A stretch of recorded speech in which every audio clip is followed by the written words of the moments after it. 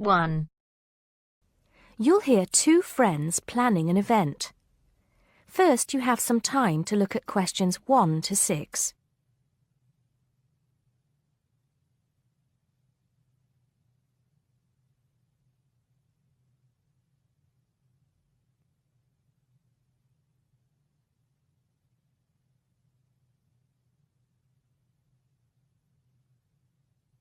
Now we shall begin. You should answer the questions as you listen because you will not hear the recording a second time. Listen carefully and answer questions 1 to 6. Hello, Joan. I'm glad you could come. Hello, Peter. What's up? Is something the matter? No, everything's fine. It sounded urgent on the phone. Did it? It's just that I've had this idea and I wanted to see how soon we could get it off the ground. Well, don't keep me in suspense. You know they're planning to close down the local clinic. It was in the newspaper yesterday, but most people have actually known for some time. Well, I thought we should do something about it. What did you have in mind? I thought we could organise a charity event and donate the money to the clinic. I know it doesn't sound like much, but it will show the local council how we feel and that we mean business. That'll take quite a lot of organising. Why don't we just hold a protest outside the town hall? A protest would take just as much organisation as an event like this. Besides, I think fewer people would turn up. A village fair, or something like that, would attract more people and get money for the clinic. People are more generous when they're enjoying themselves. OK then, it sounds good to me. How do we start? First, we put our heads together and come up with a list of people who'll be willing to help and people who can provide us with some of the things we need. For example, we might need a caterer to provide refreshments, a rock band for entertainment, tents and so on. Then, we do a lot of telephoning around and try to get everybody together at the same time in the same place. Sounds like a lot of work to me. Well, that's only the beginning. First things first, though. Let's decide now on who to get to the initial meeting and where and when to hold it. Fine. Well, the village hall would be the best place to have the meeting. It's not as big as the youth club, but it's warmer. There'll be no problem getting permission to use it, but I suppose it depends on how many people we invite. We don't want too many, otherwise the meeting will go on too long and nothing will get decided. But the village hall is a good idea. It's more official than having it in someone's living room. How many? 6 or 8 people to start with? 10 at the most? OK, now we have to decide on a suitable day and time. Suitable to everybody, I mean. A Saturday or Sunday would seem to be the best choice because people aren't at work on those days. But they may not like the idea of giving up a part of their weekend for a meeting. Unless we persuade them it's for a good cause, or that it's to their advantage, and that it'll all be a lot of fun. We'll provide refreshments, of course. What if some don't want to give up their weekend? Then we'll give them an alternative. Say, one evening in the week after everybody's finished work. We'll see which is the most acceptable to them, then book the hall. I can do the refreshments for the meeting. I'll get Darren and Maggie to help me. I'm sure they'll be more than willing. Before you hear the rest of the conversation, you have some time to look at questions 7 to 10.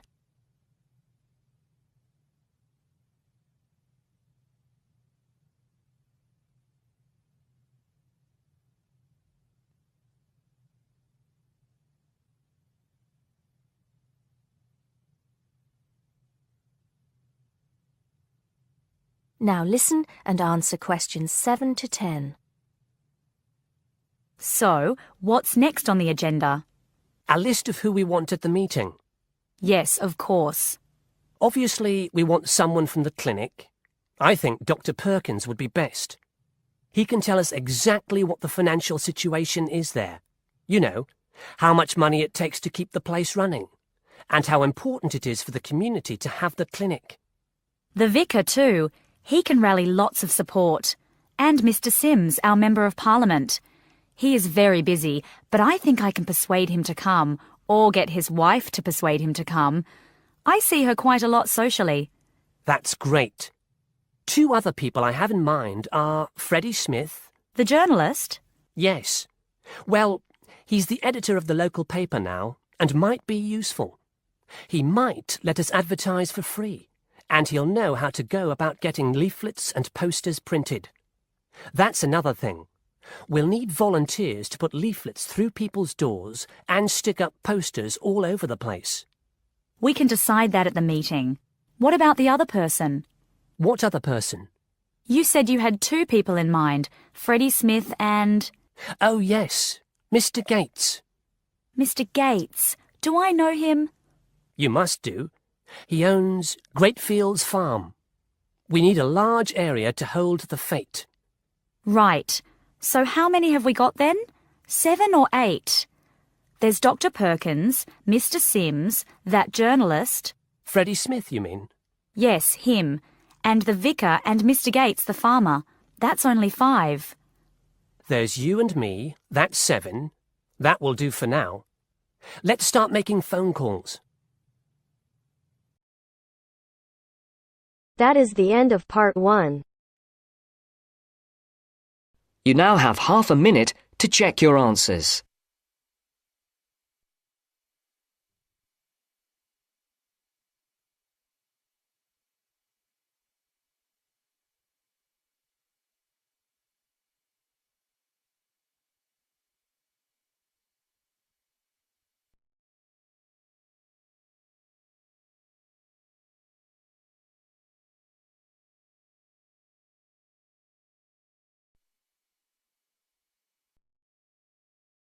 Now turns to part 2. Part 2. You are going to hear a talk given by Madeline. She is going to introduce the recreational facilities on campus and in town. First, you have some time to look at questions 11 to 16.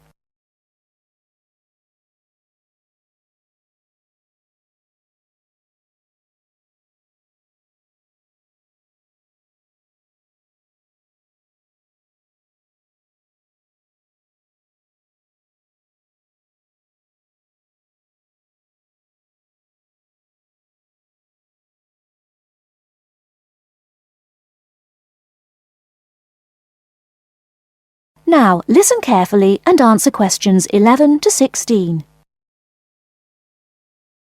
Well, good morning, everybody. My name's Madeline Stewart, and I'm here to tell you about the recreational facilities available on campus, and also to tell you something about what the town has to offer. You may already know that your Students' Union membership also includes membership of the Sports Union, which provides a range of sporting and recreational facilities on campus, much the same as those in most British universities. The Sports Union has football, tennis, and cricket teams in local competitions. And really, most sports are catered for in some way on campus, even if they're just social matches. In the building itself, there are fitness classes and a full gym, including weights. The Sports Union can also provide cheap tickets to some major sporting events. And to keep you up to date with everything available, there's a weekly newsletter distributed around the campus. You should check this to find out the names and phone numbers of the contact people for each sport or activity you're interested in. Yes, did you have a question? Yes, apart from what you've just said, does the Sports Union offer individual help in any of its activities, for example, in getting fit and healthy? Yes, we do. The Sports Union has a fitness assessment clinic every Friday, staffed by the resident sports trainer, who can provide advice on the best program for you and refer you to various charts. I'm sure you all realize that for any medical assessment or health problem, you should go to the University Medical Service. The sports trainer can also advise you on a suitable training program using the weights. And now on to Ashbury. Before you hear the rest of the talk, you have some time to look at questions 17 to 20.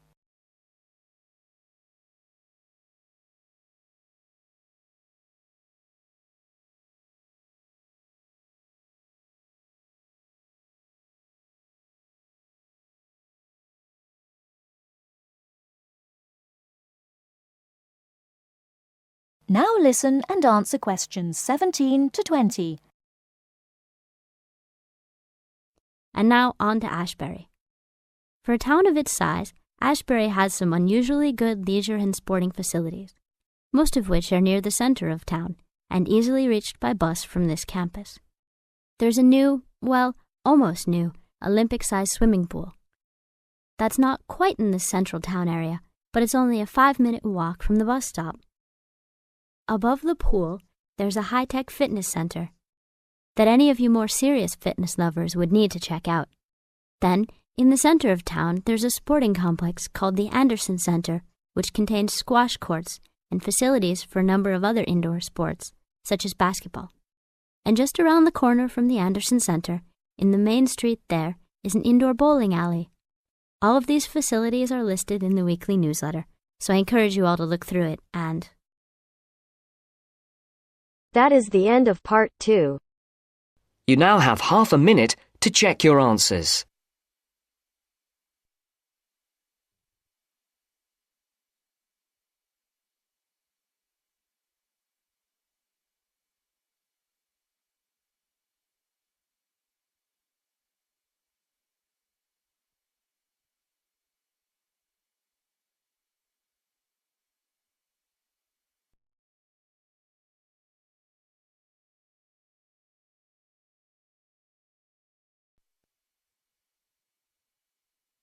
Now turns to part 3. Part 3. You'll hear a lecturer talking to students about America in the 1960s. You have some time to look at questions 21 to 26.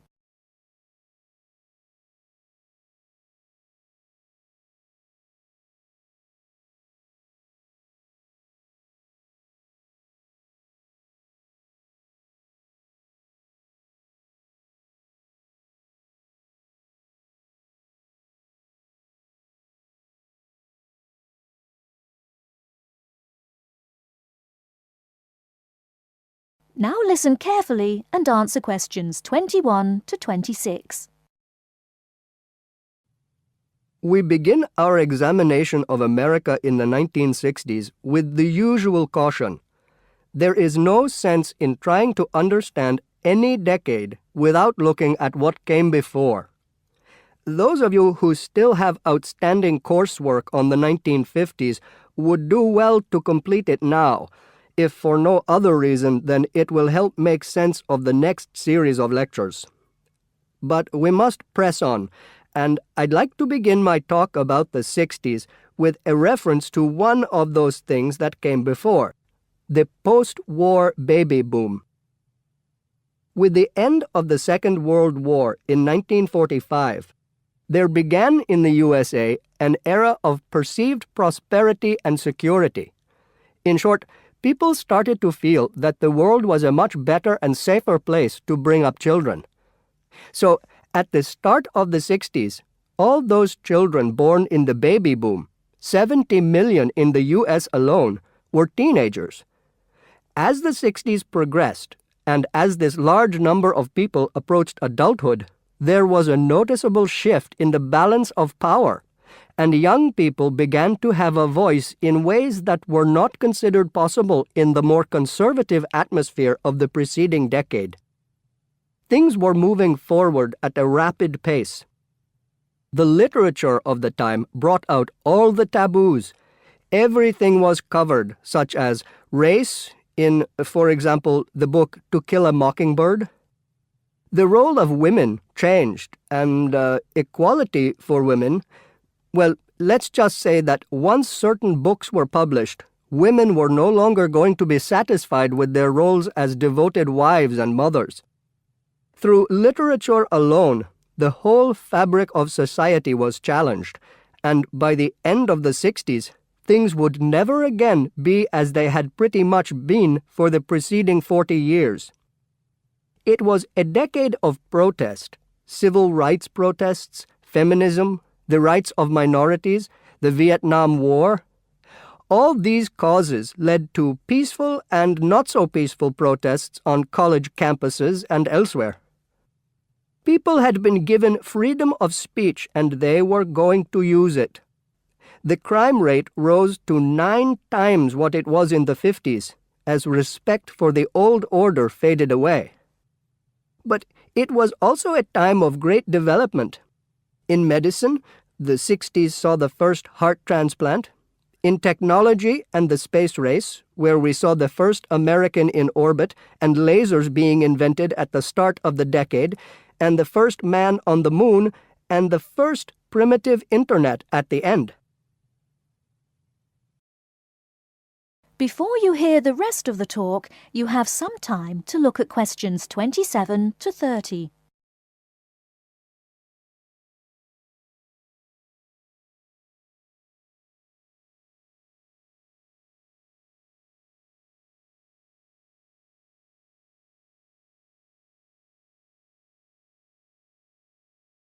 Now listen and answer questions 27 to 30. None of this, good or bad, might have happened if things in 1962 had gone slightly differently. On October 16th, President John F. Kennedy met with his closest advisors at the White House. They had obtained photographic evidence showing that Cuba was building or installing nuclear weapons. It was widely believed that Cuba was preparing to fire these weapons at cities in the USA.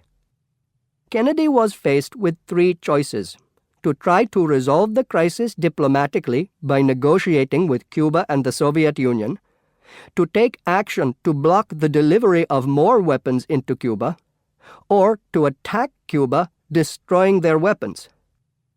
Believing that the first option would end in failure and that the third option would lead to war, it was the second option that Kennedy chose.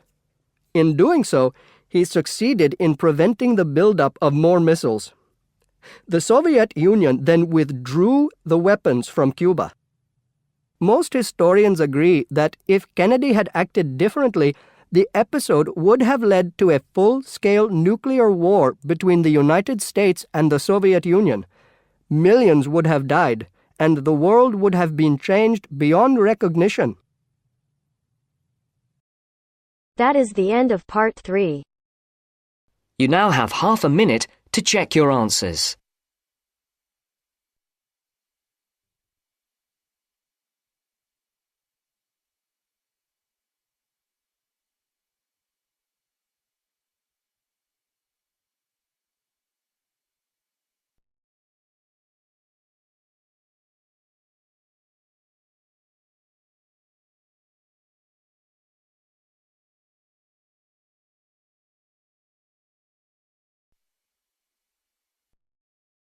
Now turns to part 4.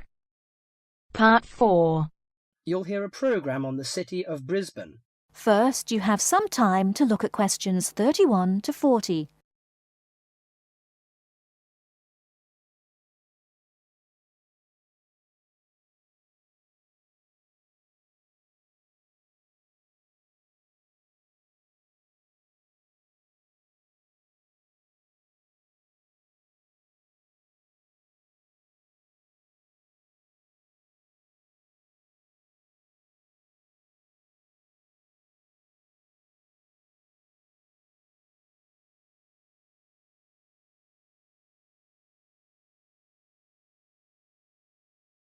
Now listen carefully and answer questions 31 to 40.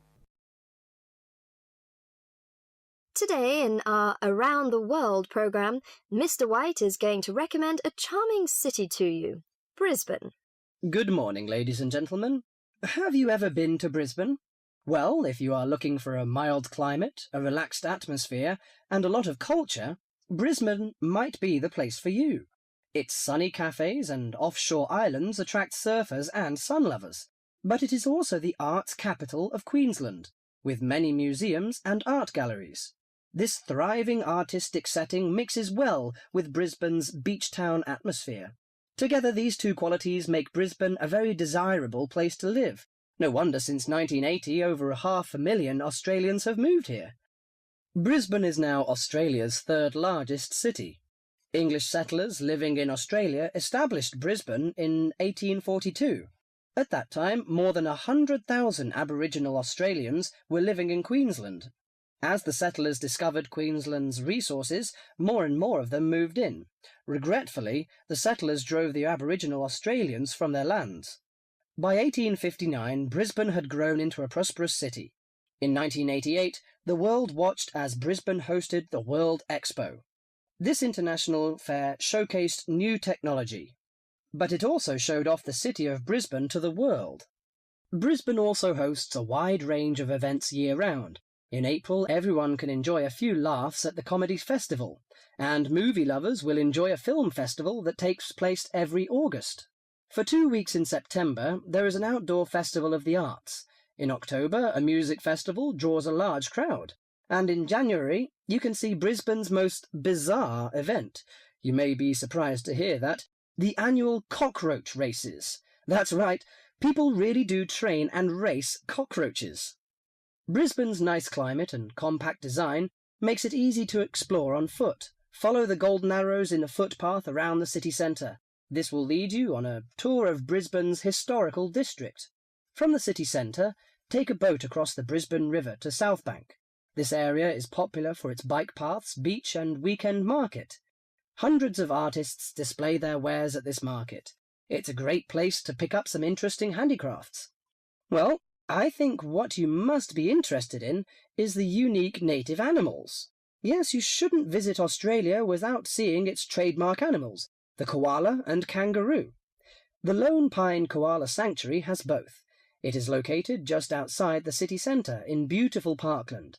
You can hold one of the park's 130 koalas or feed the kangaroos. Another quiet refuge from the city is Mount Coot-tha, about 8 kilometres from Brisbane. On a clear day, it offers spectacular views of the city. It also has hiking trails and beautiful gardens. Along the Brisbane River, a sunset cruise is also very relaxing. The areas around Brisbane are impressive. A coastal drive south of Brisbane will take you along the Gold Coast. This famous coastline boasts some of Australia's best beaches. Stradbroke Island is another easy day trip from Brisbane. A cliff on the island called Point Lookout offers a great view. From there you can see dolphins swimming below. Brisbane Forest Park, to the north of Brisbane, is a great place for hiking and camping. These great getaways, along with Brisbane's own laid-back charm, make this city an ideal place to visit. That is the end of part 4.